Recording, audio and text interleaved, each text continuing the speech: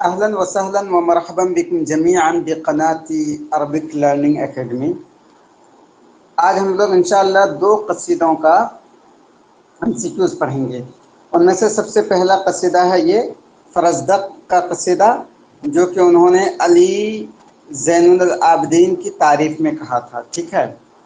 اور یہ جو قصیدہ ہے اس کا ایک پس منظر ہے، اور ہر بیت پہ آنے کے بعد وہ پس منظر انشاءاللہ ہم لوگ جانتے ہوئے حل کرتے ہوئے چلیں گے۔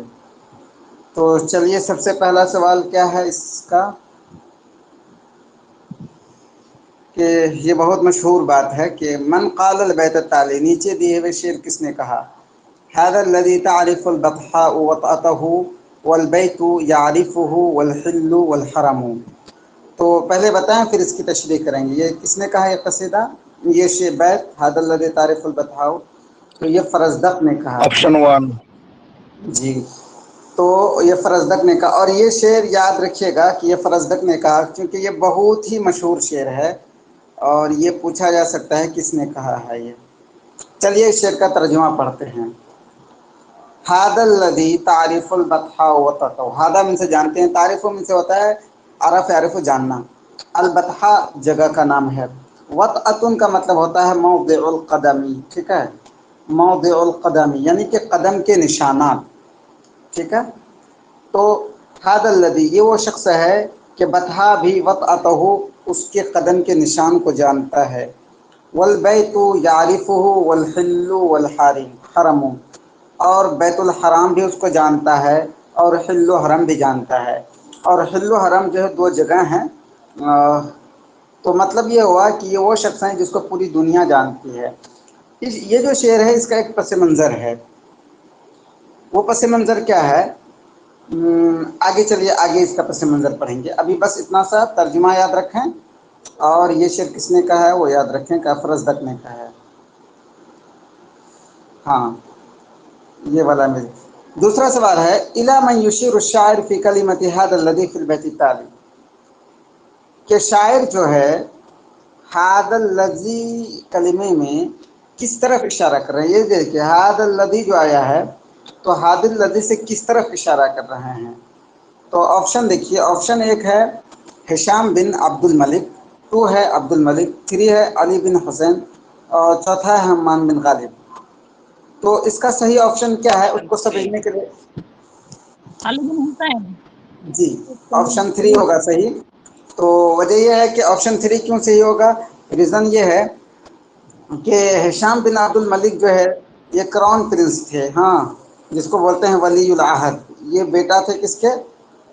عبد الملک اس وقت بادشاہ تھے، اس کا بیٹا تھا ہشام بن عبد الملک، ولی العہد اور ایک کراؤن پرنس تھے۔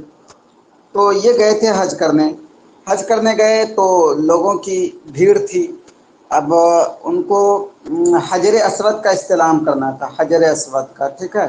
اس شعر کا جو پس منظر ہے یعنی کہ بیک گراؤنڈ، حجر اسود کا استلام کرنا تھا، تو چونکہ جانتے ہیں کہ نماز اور حج ایسی چیز ہے جس میں سب برابر ہوتے ہیں، کوئی بادشاہ ہے یا کون پرنس ہے وہ نہیں دیکھا جاتا۔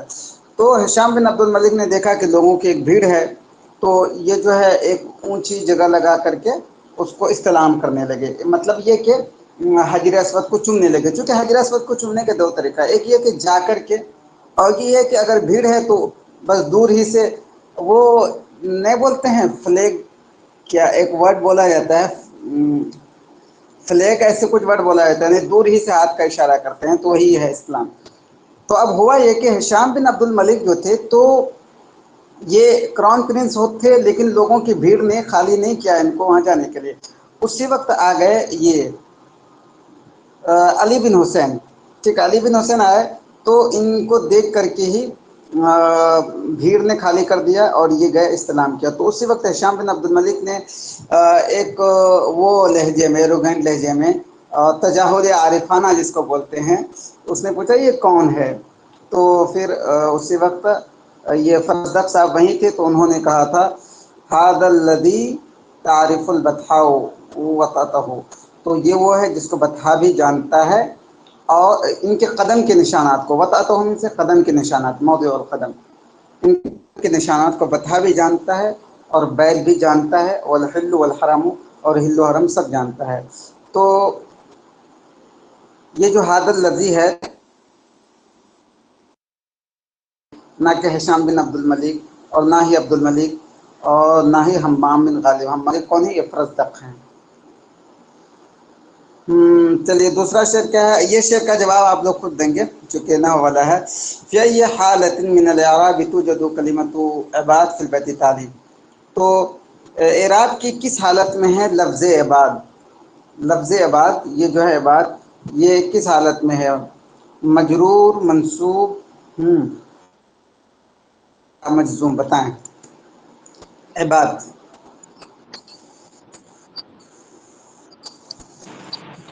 تو یہ جو ہے مجرور مجرور ہے ہے سر۔ عباد، یہ مجرور ہے جی، یہ عباد مجرور ہے۔ عباد مجرور کیوں ہے؟ دیکھیے ھذا ابن خیر عبادی، تو عباد کے مضاف الیہ ہے نا، مضاف الیہ ہمیشہ مجرور ہوتا ہے۔ تو چلیے اس کا ترجمہ آپ پڑھتے ہیں۔ ھذا ابن خیر عباد اللہ کلہم ھذا التقی النقی الطاہر العلم۔ ابن جانتے ہیں کس کو بولتے ہیں؟ خیر میں سے سب سے بہتر، عبد کی جمع بعد بندہ، ہاں، تو یہ اللہ کے بندوں میں سب سے اچھے باپ کے بیٹے ہیں، سب سے اچھے انسان کے بیٹے ہیں، یعنی جس کو ہم بول سکتے ہیں اللہ کے بندوں میں سب سے اچھے باپ کے بیٹے ہیں، جس کو ہم لوگ بول سکتے ہیں یہ سب سے بہترین باپ کا بیٹا ہے۔ ٹھیک ہے، اب فار ایگزامپل آپ کو کسی کی تعریف کرنے کے لیے کہنا ہو، آپ اس کو یہ کہنا چاہتے ہوں کہ یہ سب سے بہترین باپ کا بیٹا ہے، ہاں سب سے بہترین، تو آپ کہہ سکتے ہیں اس کو ھذا ابن خیر عباد اللہ کلہم۔ تو ھذا التقی، اور یہ بہت ہی متقی ہے، النقی، النقی میں سے کیا ہوتا ہے؟ صاف ستھرا ہے، الطاہر میں سے پاک ہے، العلم، دیکھیے علم کیا ہوتا ہے؟ علم کے ایک معنی ہوتا ہے جھنڈا، ٹھیک ہے، فلیگ، علم کا ایک معنی ہوتا ہے فلیگ، اور یہاں علم کا معنی ہے عظیم، ٹھیک ہے، عظیم عبقری۔ تو ھذا التقی النقی الطاہر العلم، یہ متقی ہے اور پاکیزہ ہے، صاف ستھرا ہے، اور یہ بہت ہی بڑے شخصیت کے حامل ہیں، بہت ہی بڑے شخص ہیں، گریٹ ہیں۔ ما جمع کلمتی خیزران فی البیت التالی، نیچے ایک شعر ہے اس میں ایک ورڈ یوز ہوا ہے خیزران، تو خیزران کے بارے میں پوچھا جا رہا ہے کہ خیزران کی جمع کیا آتی ہے۔ چلیے پہلے شعر دیکھتے ہیں۔ شعر ہے فی کفہ خیزران ریحہ عبق من کف اروع فی عرنینہ شمم۔ چلیے پہلے شعر ہم لوگ سمجھ لیتے ہیں۔ اس شعر کو سمجھنے سے پہلے اتنا سمجھیے، الفاظ میں جانے سے پہلے اتنا سمجھیے کہ مجھے لگتا ہے کہ جو علی بن زین العابدین تھے نا، علی زین العابدین، ان کے ہاتھ میں عصا رہا ہوگا، عصا مطلب لاٹھی، اور پتہ ہے کہ لاٹھی رکھنا یہ ہاتھ میں نبی اکرم صلی اللہ علیہ وسلم کی مطلب سنت ہے، لاٹھی رکھنا، اور اس کے بہت ہی بینیفٹس ہیں، تو لگتا ہے کہ یہ علی بن زین العابدین کے ہاتھ میں لاٹھی رہا ہوگا، ٹھیک ہے، اور ایک تو لاٹھی رہا ہوگا، اور دوسری چیز یہ کہ لاٹھی ہونے کے ساتھ ساتھ ان کی ہتھیلی سے خوشبو آتی ہوگی، تو ایک تو یہ لاٹھی ان کے ہاتھ میں تھی، دوسرا یہ کہ ان کے ہتھیلی سے بہترین خوشبو آتی تھی، ٹھیک ہے، اور تیسری چیز یہ کہ علی بن زین العابدین ایک طرح سے یہ اخلاق کے اچھے تھے، نسب ان کا اچھا تھا، دوسری طرف یہ کہ یہ دکھنے میں بھی بہت اچھے تھے۔ وہ کیسے اچھے تھے؟ جس کو بولتے ہیں ہینڈسم، کہہ سکتے ہیں کہ بہت ہی ہینڈسم تھے۔ وہ کیسے؟ وہ اس طرح کہ دیکھیے جس کا ناک مطلب لمبا ہو نا، ناک جس کا لمبا ہو تو کہا جاتا ہے یہ خوبصورتی کی علامت ہے۔ تو یہ جو شعر ہے، اس شعر میں شاعر یہ کہنا چاہتے ہیں کہ ان کے ہاتھ میں ہتھیلی ہے تو ان کی ہتھیلی سے خوشبو بھی آتی ہے، اور اس کے ساتھ ساتھ یہ دیکھنے میں بھی اچھے ہیں کیونکہ ان کی ناک لمبی ہے، ناک اس کا لمبا ہے، جن کا ناک لمبا ہوتا ہے وہ تھوڑا سا بڑا ہوگا تو وہ بہت ہی اوپر سے ہی جھلکتا ہے، بہت خوبصورت کی وہ نشانی ہوتی ہے۔ اتنا سمجھ گیا؟ اب شعر دیکھیے، اب شعر سمجھنے میں آسانی ہو جائے گی۔ فی کفہ، کف من سے ہتھیلی، فی کفہ خیزران، خیزران کیا ہوتا ہے؟ خیزران جو ہے، خیزران اس کی جمع آتی ہے خیازر، اس کا معنی ہے قصبن، ٹھیک ہے، قصبن کس کو بولتے ہیں؟ قصبن ایک تو معنی ہے اس کا قصبن، قصبن میں سے ہوتا ہے بانس، ٹھیک ہے، خیزران کا ایک معنی ہے قصبن، قصبن میں سے ہوتا ہے بانس، تو یہ بتائیں لٹھی کس کی بناتے ہیں؟ بانس کی بناتے ہیں، اور دوسرا کا معنی ہے کل عود لین، کہ ہر وہ لکڑی جو کہ نرم ہو، چونکہ لاٹھی ہاتھ میں رکھنے کے لیے نرم لکڑی ہی کو بنائیں گے، تو معنی ہو گیا جن کا سیدھا سا معنی ہے عصا، عصا ذہن میں رکھیں اور وہ دونوں معنی ہوں۔ ریحہ عبق، ریحن ان سے کیا ہوتا ہے؟ ریحن ان سے ہوتا ہے طیبن، خوشبو، ٹھیک ہے۔ اور ابقن، ابقن ان سے کیا ہوتا ہے؟ دیکھیے ابق یعبق عبقن، اس کا معنی ہوتا ہے کہ اشتد، خوشبو کا پھوٹنا، ٹھیک ہے۔ ابق یعبق عبقن، خوشبو کا پھوٹنا، جیسے بولتے ہیں ابق المکان، تو بول اس کا معنی ہوگا کہ اتا الطیب من المکان، جگہ سے خوشبو آئی، یہ ابقن جو ہے وہ ہے صفت مشبہ ہے، تو ریحہ عبق، اور اس کی خوشبو عبق پھوٹ رہی ہے، یعنی کہ ہر طرف پھیل رہی ہے، من کفن اروا، ایک ایسی ہتھیلی سے، اروا جو کہ بہت ہی بہترین ہے، عرنین ہی شمم، عرنین کس کو بولتے ہیں؟ عرنین کی جماعت عرانین، اس کو بولتے ہیں ناک کے بانسے کو، ٹھیک ہے۔ اور شمعون کس کو بولتے ہیں؟ شمعون بولتے ہیں ارتفاع ان کو، مطلب تھوڑا سا لمبا ہونا، تو فی عرنین ہی شمم، اور اس کے ناک کے باسے میں تھوڑا سا لمبا پن ہے۔ تو اب شعر دیکھیے دوبارہ، فی کفی خیزران ریحہ عبق من کف اروع فی عرنینہ شمم، اس کے ہتھیلی میں لاٹھی ہے جس سے خوشبو آ رہی ہے، بہترین ہتھیلی سے، اور اس کا ناک تھوڑا سا لمبا ہے، اٹھا ہوا ہے، شمعون سے ارد۔ چلیے اب آپ کو بتانا ہے کہ یہ جو خیزران ہے، خیزران کی جمع کیا آتی ہے؟ چلیے بتائیں۔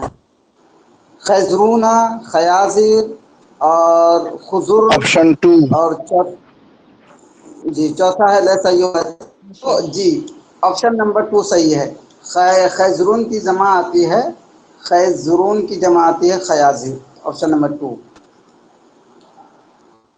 ہاں اب دیکھیے آگے والا شعر ہے، تو اس شعر کا میں جواب نہیں دوں گا، آپ لوگ خود دیں گے، لیکن میں آپشن پورا پڑھ دوں گا۔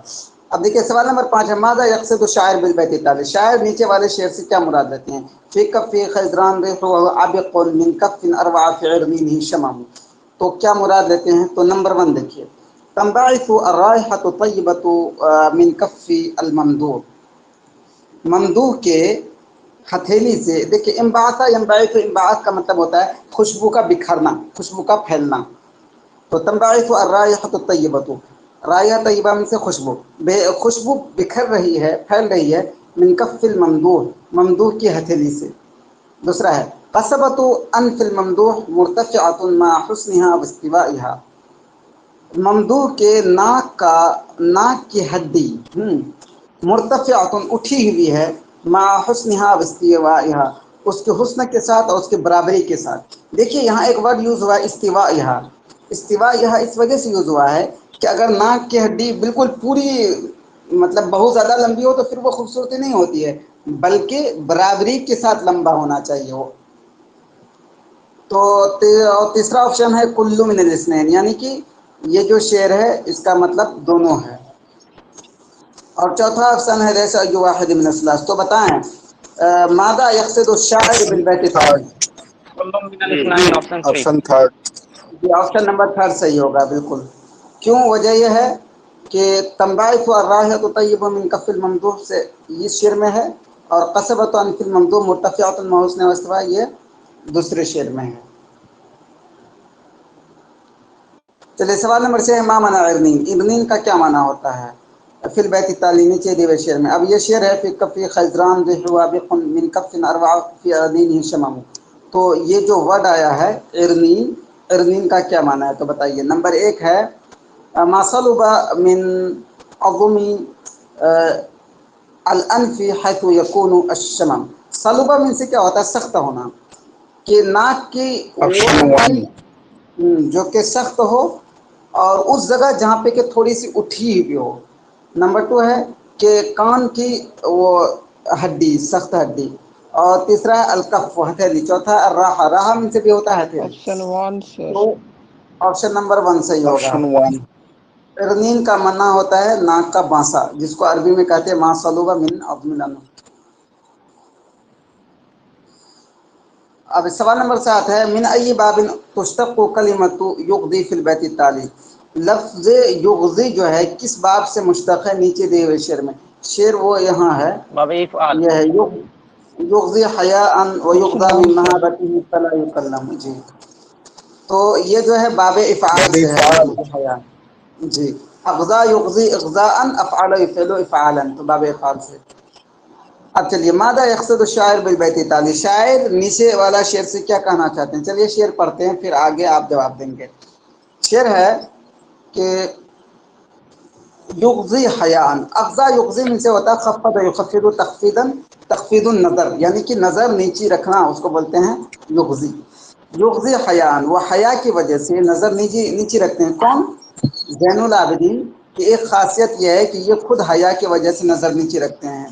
دوسری چیز وہ یغضا من محابتہ، یہ دوسرا والا مجہول ہے، محابت میں سے حیبت، ہاں، اور اس کی حیبت کی وجہ سے نظر نیچی رکھی جاتی ہے۔ مطلب یہ کہ پہلے میں ہے کہ یہ خود نظر نیچی رکھتے ہیں، دوسرے میں یہ ہے کہ نظر نیچی رکھی جاتی ہے، یعنی یہ رکھنے والے کون ہیں؟ لوگ ہیں، دوسرے لوگ ہیں، پیپل، الناسو، تو لوگ بھی نظر نیچے رکھتے ہیں اور یہ بھی نظر نیچے رکھتے ہیں، دو بات۔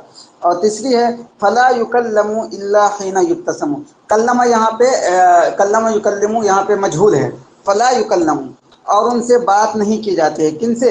علی بن زین العابدین سے، الا حین یبتسم، مگر اسی وقت جب کہ وہ مسکراتے ہیں۔ مطلب یہ کہ ان کے اندر، علی بن زین العابدین کے اندر اتنی ہیبت ہے کہ لوگ ان سے بات اسی وقت کر پاتے ہیں جب یہ مسکراتے ہیں۔ تو اس میں تین باتیں ہو گئی، ایک بات یہ کہ یہ خود جو ہے نظر حیا کی وجہ سے جھکا کے رکھتے ہیں علی بن عابدین، اور دوسرا ہے کہ یغضا من محابتہ، کہ ان کی ہیبت کی وجہ سے لوگ نظر جھکا کے رکھتے ہیں۔ تیسری چیزیں یہ ہو گئی کہ جب وہ مسکراتے ہیں تبھی لوگ ان سے بات کرتے ہیں۔ چلیے شعر کا ترجمہ ایک بار اور دیکھیں۔ یہ ابتسم یبتسم، ابتسام کا مطلب ہوتا ہے ہنسنا، مسکرانا۔ یغضی حیاء، وہ حیا کی وجہ سے نظر جھکا کے رکھتے ہیں، وہ یغضا من محابتہ، اور اس کی ہیبت کی وجہ سے نظر جھکا کے رکھی جاتی ہے۔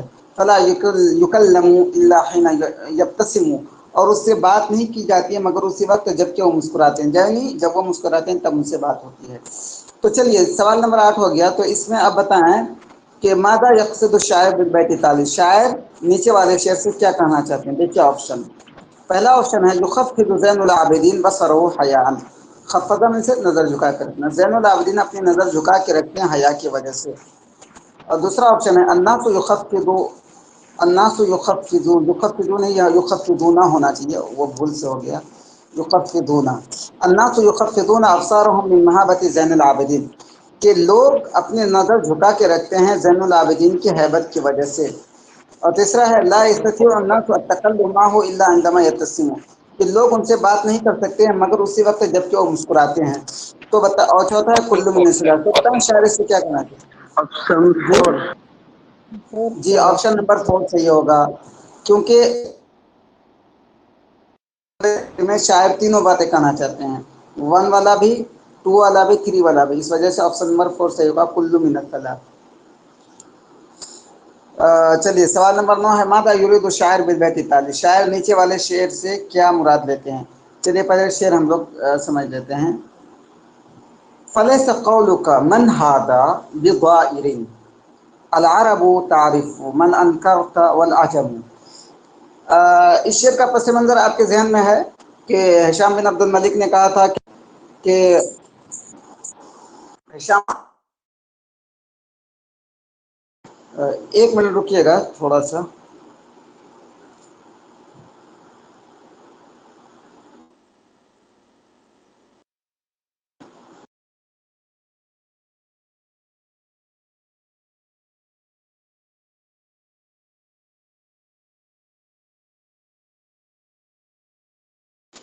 اسکرین ویزیبل ہے؟ جی سر۔ اسکرین ویزیبل جی ہے؟ ٹھیک ہے، ٹھیک ہے، چلیے۔ تو ہشام بن عبد الملک کے بارے میں ہے کہ انہوں نے جب دیکھا کہ لوگوں نے جگہ خالی کر دی ہے علی بن زین العابدین کے لیے، تو انہوں نے کہا تھا من ھذا، ٹھیک ہے، تو اسی وجہ سے من ہادہ جو کہا تھا تو فرزدق نے اس شعر میں کہا ہے کہ جناب علی پرنس صاحب، کرون پرنس صاحب، آپ جو کہہ رہے ہیں نا کہ ہو از جی من ہادہ، یہ کون ہے، اس سے ان کو کچھ بھی تکلیف ہونے والی یعنی کچھ بھی نقصان ہونے والا نہیں ہے. یہ تو وہ ہیں کہ جن کو سب جانتے ہیں، عرب بھی جانتے ہیں، عجم بھی جانتے ہیں. تو یہ پورا شعر کا مطلب ہو. اب شعر دیکھیے، فلیس قولوں کا، اور آپ کا یہ کہنا کہ من ہدا یہ کون ہے، لیسا بظائر، ظاہر کیا ہوتا ہے؟ دیکھیے زارا یزیرو کا مطلب ہوتا ہے اضر یضر، مطلب آدھا یودی، مطلب تکلیف دینا، ٹھیک ہے. ظاہر اس میں فاعل ہے. فلیس قولک من ھذا بظاہر، اور آپ کا یہ کہنا کہ یہ کون ہے، تکلیف نہیں دے گا. آپ کا یہ کہنا کہ یہ کون ہے تکلیف نہیں دے گا. ایک منٹ رکیے گا ذرا.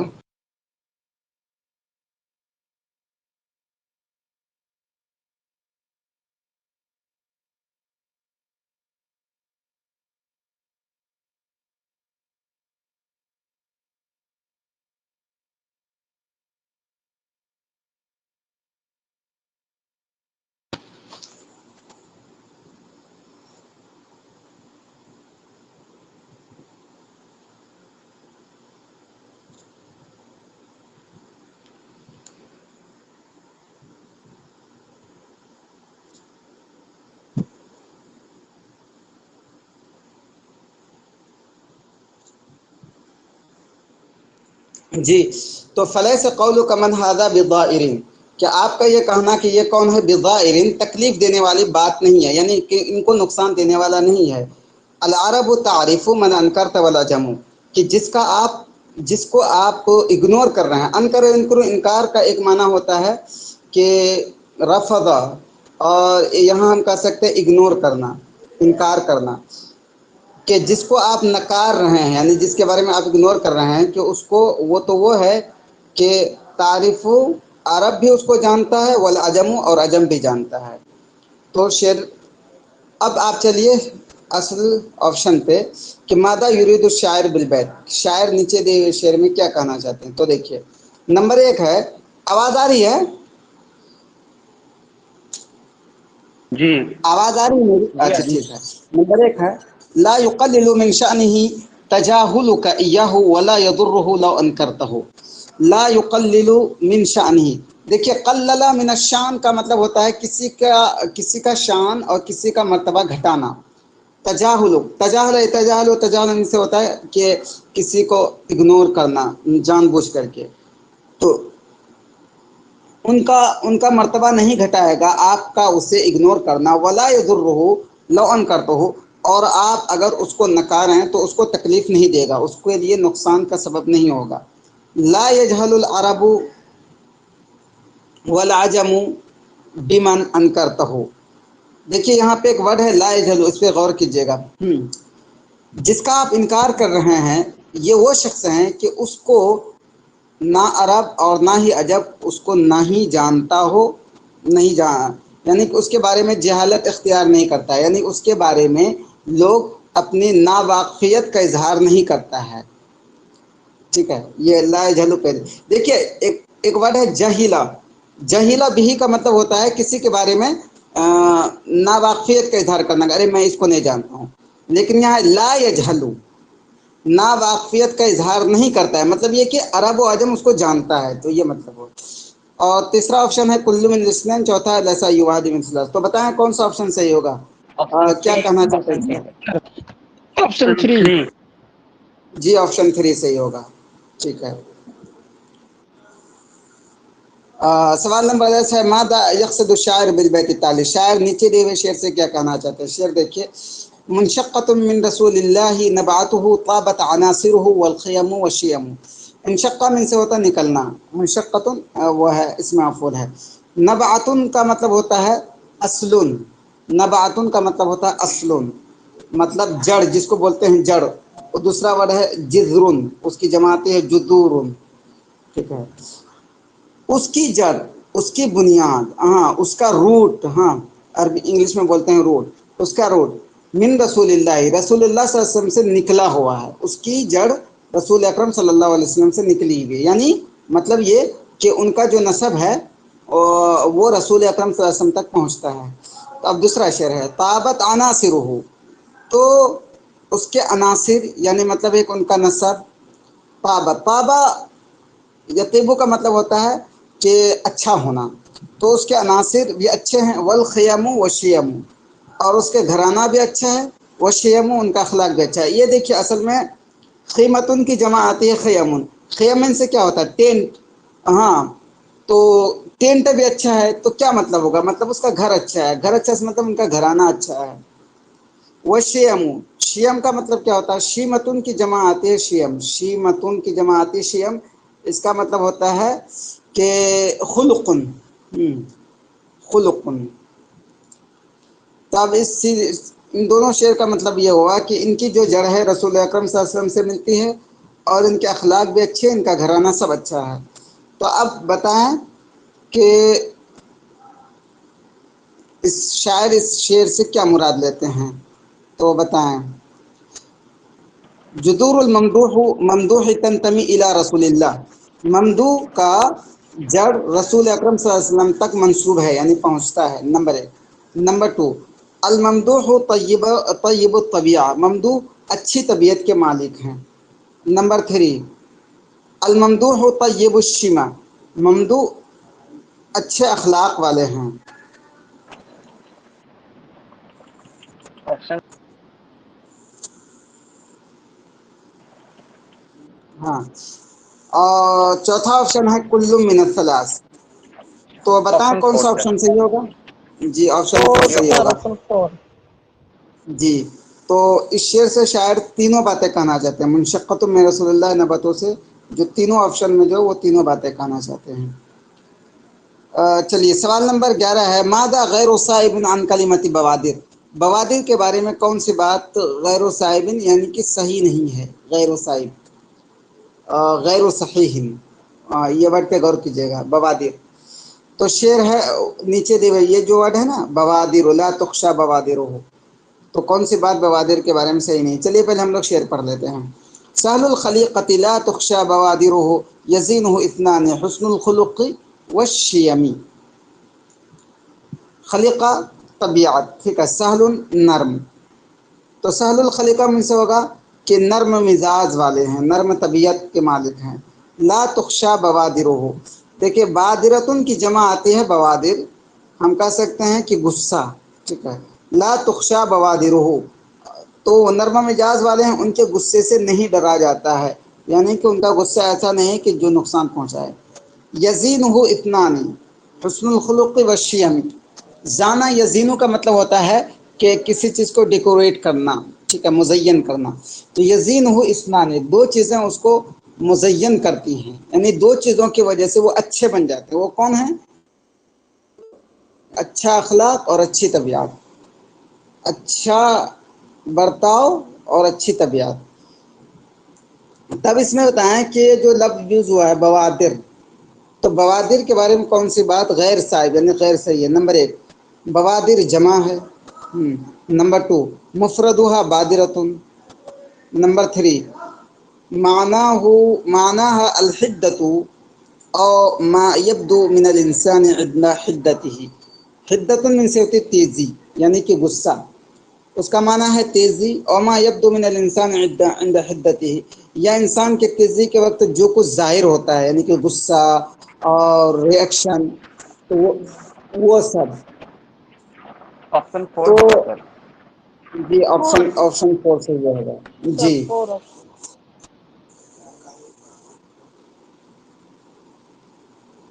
1 منٹ رکیے گا۔